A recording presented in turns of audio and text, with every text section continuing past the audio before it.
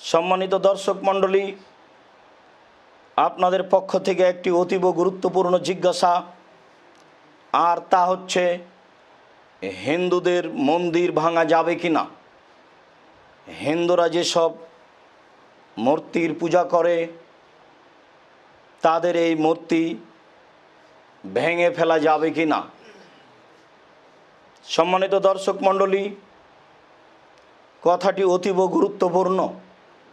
মন্দির মূর্তি ভেঙে ফেলার বিষয়টি আপনাদের কাছে স্পষ্ট করতে চাই, আর তা হচ্ছে এই, একজন অমুসলিম একটি মুসলিম দেশে বসবাস করার জন্য রাসূল সাল্লাল্লাহু আলাইহি সাল্লামের পক্ষ থেকে 3 ধরনের নিরাপত্তা রয়েছে।